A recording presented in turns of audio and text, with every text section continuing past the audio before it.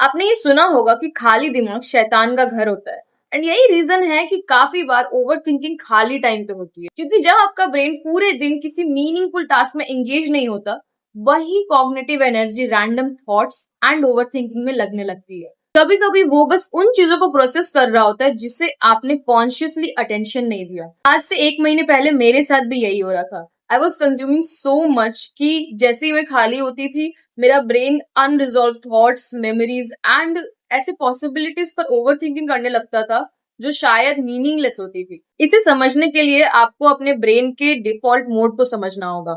हमारे ब्रेन का default mode चीजों को प्रोसेस करने के लिए बना है। उसका काम है कि पास्ट के एक्सपीरियंसेस को रिफ्लेक्ट करना, इमोशंस को रेगुलेट करने में हेल्प करना एंड फ्यूचर की इमेजिनेशन करना, जिससे आप खुद को और अपने एनवायरनमेंट को कॉन्शियसली समझ पाओ। पर जब आप एक्सटर्नली मीनिंगफुल चीजों पर काम नहीं करते, तब आपका ब्रेन इंटरनली उन्हीं चीजों को ओवरली प्रोसेस करने लगता है। साइकोलॉजी की लेंस से देखा जाए तो जब आपकी थिंकिंग एक लूप क्रिएट करने लगे, जैसे जब आपने एक गलती की तो अब उसी थॉट को आपका ब्रेन ओवर एनालाइज कर रहा है। मैंने ये गलती क्यों की, मेरे साथ ही ये सब क्यों होता है, अगर ये गलती फिर से रिपीट हुई तो।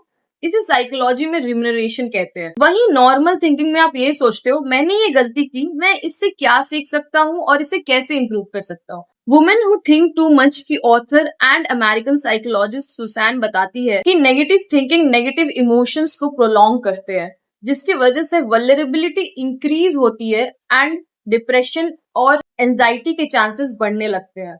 एंड ओवर थिंकिंग का सबसे डेंजरस पार्ट ये है कि वो प्रोडक्टिव फील होता है, लेकिन वो सिर्फ एक ही थॉट को बार बार रिपीट कर रहा होता है।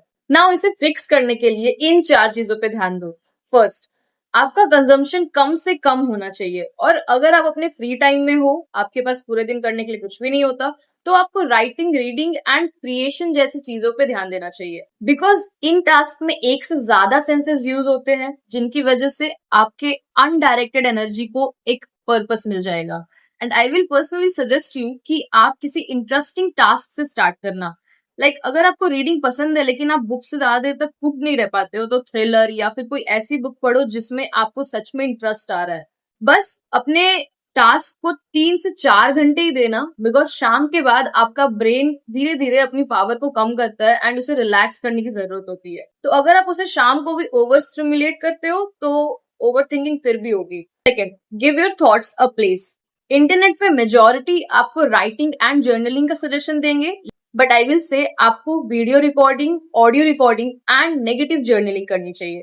The reason is, audio recording एक एक्टिव टास्क है जहां आप अपने थॉट्स को वाइजली देख सकते हो, एंड ऑडियो रिकॉर्ड करने के बाद जब आप उसे सुनते हो तो कॉन्शियसली आपके दिमाग में समझ आएगा कि कैसे आप एक पाथ से दूसरे पाथ में जाते हो, आपके थॉट्स में एग्जैक्टली ज्यादा नेगेटिव है या फिर ज्यादा पॉजिटिव है, आप किन थॉट्स में बार बार जाते हो। इससे आपको बहुत ज्यादा क्लैरिटी मिलेगी। वीडियो रिकॉर्डिंग उस चीज में काम आती है जब आप किसी चीज को एक्नॉलेज करना चाहते हो। पॉसिबिलिटीज है कि आप उन चीजों को ओवरथिंक कर रहे हो जहां से आपका थोड़ा ट्रॉमा कनेक्टेड है।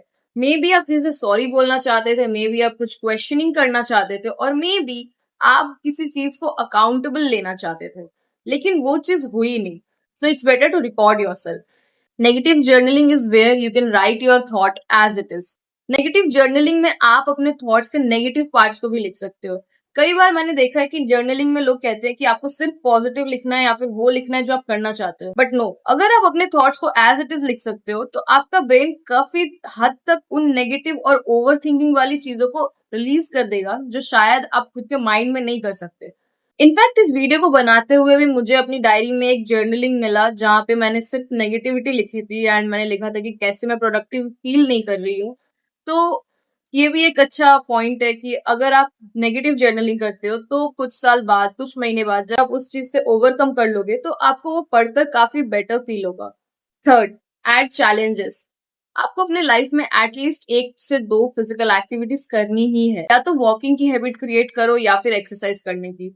Gym is the best example I can give here, because जब मैं ओवर थिंकिंग कर रही थी and I was so consumed by everything that मुझे लग रहा था कि जिम एक ओनली फैक्ट था जहां से मेरी physical health and mental health बहुत ज्यादा इंप्रूव हो रही।